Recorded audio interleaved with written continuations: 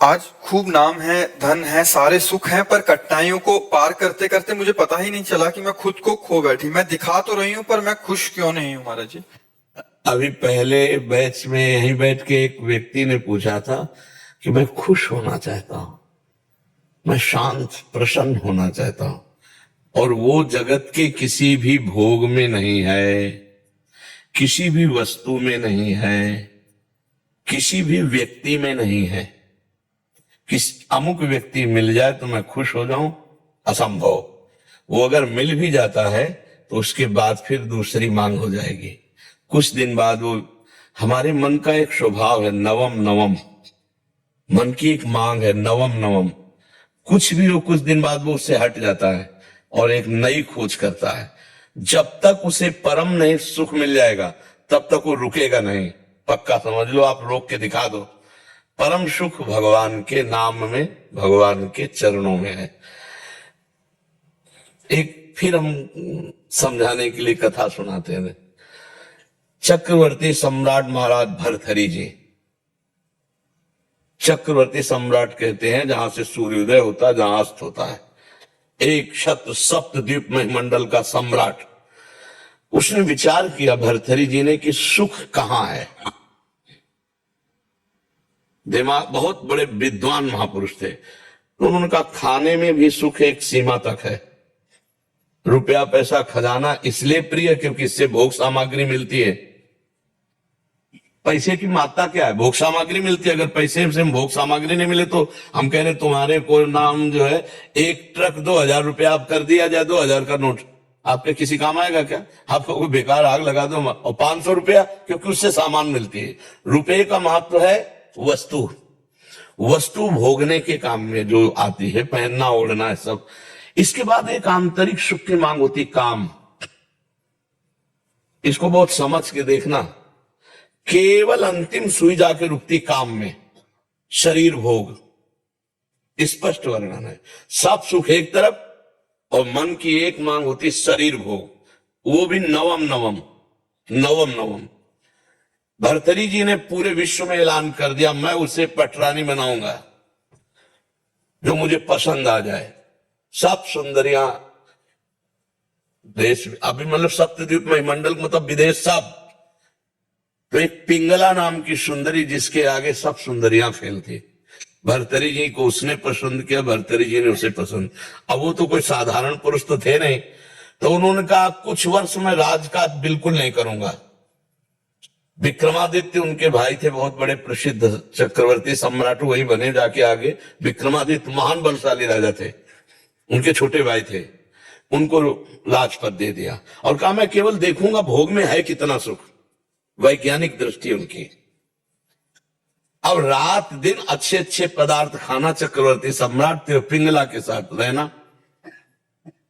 पिंगला ने एक दिन खिड़की से झांक के देखा तो बलशाली अश्वों की सेवा कराने वाला अश्वपाल वो समझा रहा था अपने सेवकों को ऐसे। रानी ने देखा और आकर्षित हो गई और हुक्म किया दासी को, अश्वपाल से बोलो अमुक जगह मिले। तो दिन में महाराज शयन करते थे, तो दिन में जब सोते होते तो वो अश्वपाल से मिलने लगी और अश्वपाल से उसका शारीरिक संबंध हो गया। विक्रमादित्य ने को जब सूचना मिली तो उन्होंने कहा कि मैं महाराज से मिलना चाहता हूं, सेवक से कहो। बहुत प्रवीण थी पिंगला, उसको भनक लग गई दासी के द्वारा कि विक्रमादित्य आपकी चाल को जान गया है। भर्तहरि जी से उन्होंने कहा कि आप अपने भाई को क्या बहुत अच्छा समझते हो? मेरे ऊपर वो गंदी नजर रखता है। कपट छल करने वाले स्वभाव वाले होते हैं, उनका अलग से। अब विक्रमादित्य ने कहा मैं भ्राताश्री से मिलना चाहता हूं और उसने पहले ही क्लियर कर दिया। तो विक्रमादित्य के पास क्रोधित हो गया उनका, मैं कभी नहीं समझता था तू ऐसी दृष्टि। तो उनका भैया हम जो बात बताना चाहे मैं समझ रहा हूं कि तू यही तो कहना चाहता ना पिंगला गलत है। तो उनका हाँ भाई गलत है हमारे पास। बोले तुम कितने सही, निकालो इसको। मंत्री से आदेश किया इसको देश निकाला दे दो।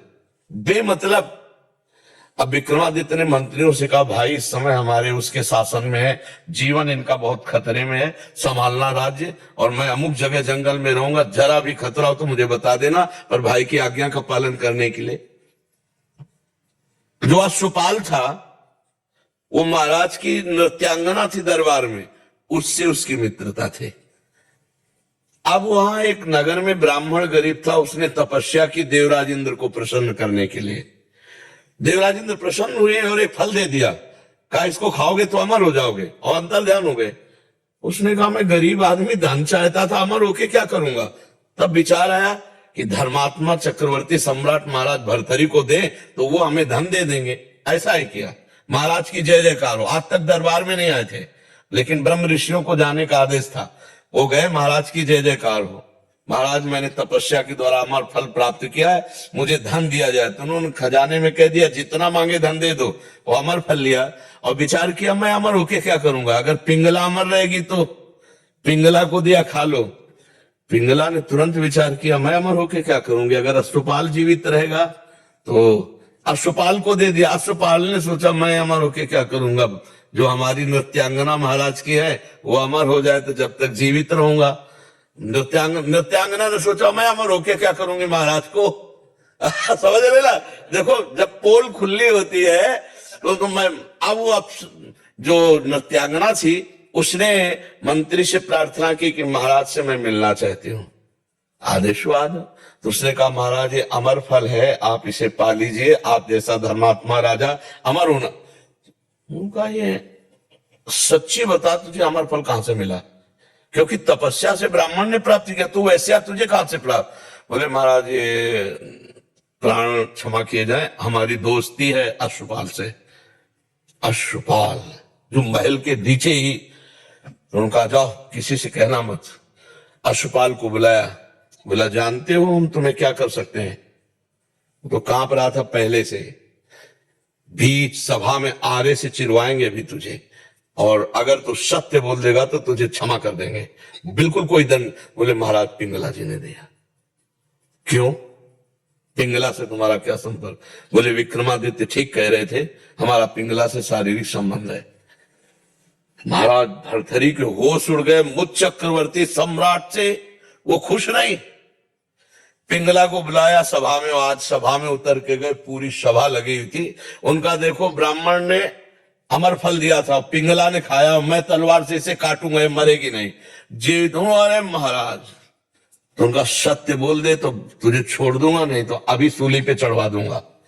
तो उनका महाराज ऐसी गलती हमसे हो गई कि हमने वो फल नहीं खाया, अश्वपाल को दे दी। तो मुकुट उतारा और कहा धिक्कार इस संसार के सुख को कि मुझ सर्वांग सुंदर पुष्ट चक्रवर्ती सम्राट से ये तृप्त नहीं है, और महारानी से वो अश्वपाल तृप्त नहीं है, अश्वपाल वैश्या से प्यार, ये क्षुद्र काम किसे। और महान बैरागी हुए जिनके सूत्रों को बैरागी जन पढ़ते हैं, भर्तरी शतक है उनका। तो संसार में अगर कोई तृप्त होता है तो वो भगवान की भक्ति से होता है, नहीं तो भोगों से तो हो ही नहीं सकता है। आज तुम्हें प्यार कोई कर रहा है और तुमसे सुंदर मिल जाएगा, कल वो उससे प्यार करने लगेगा, परसों तीसरे से करने। आज तक किसी की तृप्ति हुई हो तो हमें बताओ, भोगों में कहीं तृप्ति नहीं हो सकती, कहीं सुख। बढ़िया बहुत सुंदर बुद्धि आपकी है जो आपको अनुभव करा रही कि सब कुछ होते हुए भी एक ऐसा स्थान खाली है जहां लगता वो नहीं है जो मैं चाह रही हूं। वो श्री कृष्ण है, वो प्रभु हैं।